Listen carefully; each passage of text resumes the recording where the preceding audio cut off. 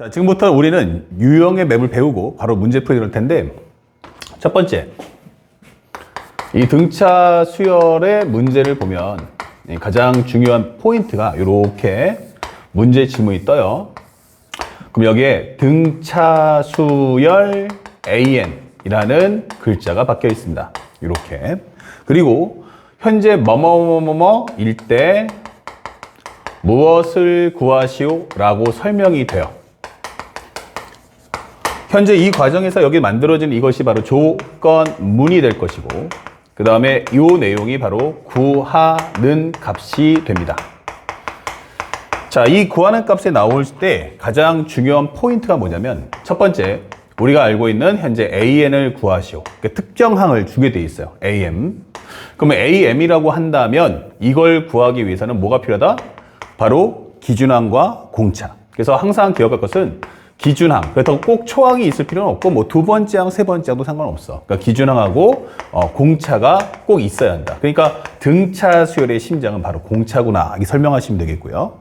그 다음에 만약에 문제에서 공차를 구해라 라고 설명이 된다면 기본적으로 우리가 알고 있는 게 바로 뭐다? 항의 개수가 2개가 떠야 한다. 항의 개수가 2개. 그래서 우리가 설명하는 이 내용들, 그래서 요 구엇을 구하려면 요 기준항을 살짝 넘겨주면 되겠죠. 그러니까 항이 총 몇 개가 있어 하면 2개다. 이렇게 설명을 해주시면 되겠습니다. 자, 그렇다면 현재 우리가 이런 내용을 볼 때 조건문의 상황을 설정을 먼저 이해해야 되는데, 앞에 개념 정리 다 끝났으니까 한번 한 번 더 총정리해 봅시다. 만약에 기본적으로 공차를 구하겠다라는 것의 메시지는 뭘까? 라고 한다면 이것은 바로 항의 개수가 2개를 줘야 한다. 그래서 우리가 알고 있는 현재 두 항의 차이가 바로 우리가 알고 있는 공차를 형성한다는 점을 꼭 잊지 마시기 바랍니다. 그래서 이것이 바로 일정하다. 이 되겠죠? 그 다음에 기본적으로 항의 개수가 3개가 나온다면, 그래서 기본적인 우리가 알고 있는 등차 중항을 사용할 수 있다. 등차 중항.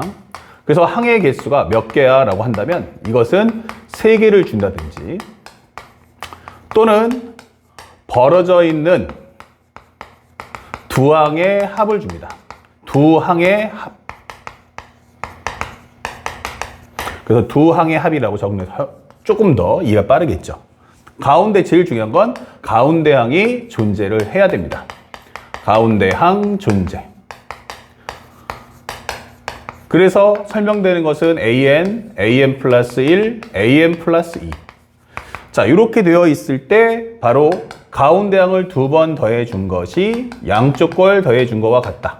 이 원리를 가지고 풀어주시면 되겠고, 만약에 그렇지 않다 하더라도 이 값에 관련된 내용을 줄 거다. 이 되는 거예요. 그렇다면 상대방이 나에게 문제를 주는데 벌어져 있는 두 항의 합이 아닐 수도 있잖아. 예, 그럴 때 바로 뭐냐면 공차의 활용이다. 활용하시면 돼요. 공차의 활용. 다시 말하면 하나의 기준항과 공차를 통해서 한 문자에 관한 정리하는 거야. 그래서 공차를 통한 공차 D를 활용한 한 문자에 관한 정리를 해 주십시오. 자, 이렇게 설명해달라. 그래서 우리가 설명할 때 예를 들어서 1, A, B, C 이게 만약 등차 수열이야 라고 할 때, 이때는 앞에 있는 1이라는 것을 그냥 이미지로 준 건데 나머지를 이 기준항에 맞춰서 풀어준다면 A라는 것은 1 플러스 D가 될 거고, 그 다음에 B라는 것은 1 플러스 2D, 그 다음에 C라는 것은 1 플러스 3D. 이렇게 해서 한 문자에 관한 정리를 해주면 그 다음 문제를 풀 때는 결국 미정계수가 하나이기 때문에 이제부터 나는 공차 D를 구하면 된다 라고 설명을 해주는 겁니다. 아시겠죠? 자, 요 내용을 숙지하시고요. 그 다음에 마지막 참고로 하면 단순하게 항을 2개 줄 수도 있지만 수열의 합을 줄 수도 있다. 수열의 합을 주는 경우는 우리가 알고 있는 것처럼 단순하게 A1, A2 이렇게 쭉 나와 있을 때 우리가 표현한 것은 이게 연속하는 항들의 합일 수도 있고 아니면 띄엄띄엄 부분합이 나올 수도 있어요. 그럴 때는 기본적으로 합은 2분의 항의 개수, 그 다음에 합을 나타내는 항들의 대칭적 위치다라는 점을 꼭 기억하면서 문제 풉시다. 그래서 꼭 굳이 A1, A1이 AN이 아니고 중간항이 나와도 상관하지 않습니다. 알았죠? 그래서 이것은 꼭 초항 끝항이 아니고 벌어져 있는 두 항의 합이다라는 점만 기억해 주시면 되겠습니다. 자, 그래서 그걸 바탕으로 우리가 지금부터 문제를 좀 풀어볼 텐데 천천히 하나하나 꼼꼼히 살펴보는 습관을 길러봅시다. 자, 지금부터 문제 풀겠습니다. 현재 보시면 1번 문제 나왔는데 여기 등차 수열 AN 나와 있어요. 그리고 현재 A1 더하기 A1은 A3 더하기 8이다. 그러면 A1은 A3 더하기 8. 그러면 살짝 이게 두 항이 나왔는데 이게 정리해 보니까 두 항의 차가 나오죠. 이렇게. 그렇다면 현재 이것은 바로 공차를 알려주겠다. 그래서 우리가 마이너스 8이니까 공차는 마이너스 2다. 이렇게 값을 구해주시면 되겠어요. 자, 그 다음에 두 번째는 기준항을 찾아야 되는데 기준항이 뭐야 했더니만 2A4는 마이너스 3A6가 3이다 설명되어 있어요. 그러면 현재 설명된 것처럼 이게 벌어져 있는 두 항의 차가 아니니까 하나의 기준항을 잡아주셔야겠죠. 2A4 마이너스 3A3는 3 맞죠? 자, 그렇다면 여기는 마이너스 4고요. 자, 그 다음에 여기 정리해 본다면 하나의 기준항을 기점으로 표현해 보니까 여기는 A4 플러스 2B가 되겠죠. 그렇다면 여기가 우리가 알고 있는 마이너스 8이기 때문에 정리해 주신다면 여기는 2A4 그거 합쳐주면 마이너스 A4가 그 다음에 플러스 24가 3이다 설명할 수 있습니다. 그러면 우리가 알고 있는 A4라는 것은 21임을 정리할 수 있죠. 그러면 공차, 기준항 다 나왔다는 얘기야. 그러면 세 번째 AK를 구한다는 건 네 번째 항 관점에서 보자. 그럼 네 번째 항 관점에서는 K-4번 공차 이게 되겠죠. 그러면 21, 그 다음에 마이너스 4, 그 다음에 K-1이다. 요 살짝 포함해서 마이너스 4에 K-4. 근데 요 값이 0보다 작아요. 이게 된 거야. 그러면 정리해주는 값을 정리해보면 살짝 넘겨주니까 4의 K 빼기 4라는 것은 21보다 크다. 그러면 K 빼기 4라는 것은 기본적으로 4분의 21. 대략 한 5점 얼마보다 크다. 이게 되겠죠. 그러면 K라는 값은 기본적으로 9점 얼마보다 크다. 그렇다면 최소의 K 값이란 바로 10. 이렇게 문제를 풀어주시면 됩니다. 그래서 항상 상대방이 줄 때 등차 수열을 하면 가장 중요한 게 바로 기준항, 그리고 공차. 그 중에서도 가장 중요한 핵심은 공차라는 사실을 잊지 마시기 바랍니다. 자, 두 번째 문제도 한번 볼게요. 두 번째 문제를 보니까 등차 수열 AN이야. 근데 A1과 A3의 합이 20이야 있어요. 그 두 항의 합은 합인데 벌어져 있죠. 가운데 항 존재합니까? Yes. 두 번째 항이 있죠. 다시 말하면 이 A2라는 게 20이지요 라고 하는 설명인 거야. 그렇다면 당연히 A2라는 것은 10. 정답은 5번. 이렇게 체크를 해주시면 되겠습니다. 다음 세 번째 문제. 자, 여기도 마찬가지지만 서두에 등차수열 써 있어요. 그러면 A2라는 건 6 나왔고요. A4 더하기 A6인데 가운데 항 존재하죠. 그럼 가운데 항이 누구야? 그럼 다섯 번째 항이니까 EA5가 바로 36. 그러면 A5라는 값은 18입니다. 라고 설명해 주는 거야. 그런데 10번째 항 가져와 했으니까 기준항 공차. 그러면 요거 살짝 비교해 보면 3칸을 더 가는구나. 3D라는 것이 바로 12다. 그러면 D가 얼마다? 4야. 이렇게 되는 거죠. 그렇다면 10번째 항이라는 것은 5번째 항 관점에서 5번을 더 간다. 그럼 5번째 항은 18이요. 5D는 20이니까 정답은 38이다. 이렇게 문제를 손쉽게 푸시면 되겠습니다. 자, 다음 네 번째. 현재 네 번째 문제는 공차를 아예 사전에 줬어요. 마이너스 3. 그리고 등차 수열 AN이 떴어요. 그쵸? 그러면 이제 남은 건 뭐야? 기준항. 그런데 기준은 어떻게 구할 거야? 라고 묻는 건데 이왕이면 뭐 A3든 A7든 상관없지만 그냥 한 번에 A2를 쓸 수도 있다는 거야. 그러면 이거 정리해보면 첫 번째 A3 곱하기 A7은 64입니다. 그런데 현재 내가 갖고 있는 건 어차피 세 번째 항은 괜찮아요. 하지만 구하는 값이 두 번째 항이면 하나의 기준항 관점에서 공차를 활용해주자. 그러면 한 번 더 가니까 플러스 D. 여기는 A2에 비해서 5번 더 가니까 플러스 OD. 이거 64야. 설명하시면 됩니다. 그렇다면 다시 한번 공차 입력해 준다면 마이너스 3이고 여기는 A2 마이너스 15. 요것은 64. 그렇다면 A2에 대한 제곱 마이너스 18A2. 그 다음에 플러스 45. 45인데요. 거기서 64를 뺀다면 마이너스 19구나 라는 것도 쉽게 구할 수 있죠. 그렇다면 현재 이걸 인수분해해서 A2 마이너스 19와 A2 플러스 1이다. 그러면 A2라는 값은 얼마다? 19일 수도 있고 마이너스 1일 수도 있어요. 근데 하나를 구해야 되니까 상대방이 뭐라고 했냐면 A18이 0보다 크다 이게 됐어요. 그래서 생각해 봅시다. 공차가 마이너스 3이면 말이야 값이 계속해서 떨어질 거야. 그렇지? 그러면 만약에 A2가 마이너스 1이면 어떻게 돼요? 계속 마이너스 1, 마이너스 4, 마이너스 7 음수 나온단 말이야. 그래서 현재 얘는 안 되는구나 라는 걸 확인할 수 있죠. 그리고 만약 이걸 구해본다면 두 번째 항이 19니까 플러스 6D다 이게 되는 거죠. 근데 참고로 하면 D가 마이너스 3이기 때문에 요거 1 나오니까 요거는 맞구나 정리할 수 있죠. 그래서 A2라는 값은 얼마다? 19. 정답은 3번 이렇게 구해주시면 되겠습니다. 그 다음에 6번째 문제 보죠. 6번째 문제를 보니까 요번에도 기준항을 줬어요. 첫 번째 항은 2야. 등차 수열 AN이야. 그럼 뭐가 빠져있죠? 바로 공차가 남은 거야. 자, 첫째 항부터 N항까지 합을 SN으로 하는데 잘 보니까 첫 번째 A6라는 것은 2의 S3-S2야. 우리가 앞에서 배웠던 수열의 합을 정리해 보시면 얘는 첫 번째 항, 두 번째 항, 세 번째 항까지 합이고 S2면 첫 번째 항과 두 번째 항. 그럼 빼버리면 뭐 남아?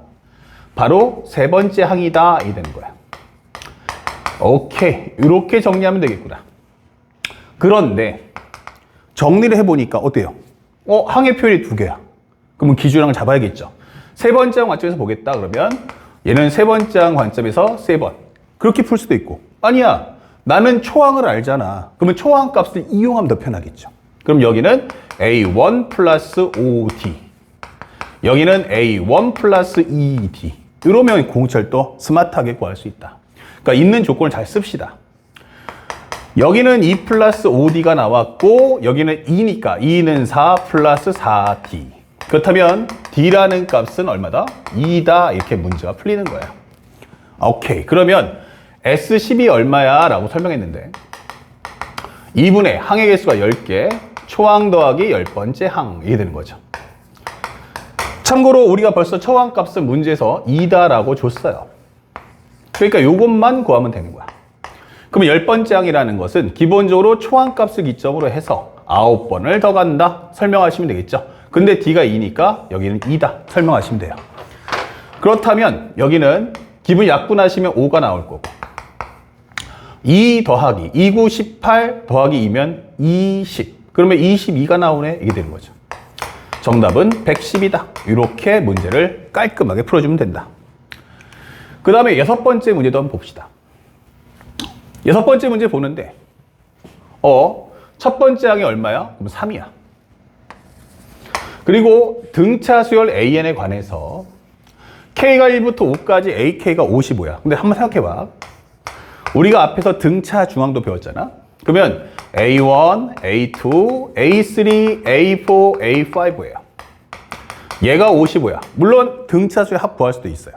근데 요거랑 요것이 대칭적이니까 A1과 A5를 더하면 가운데 항을 2번.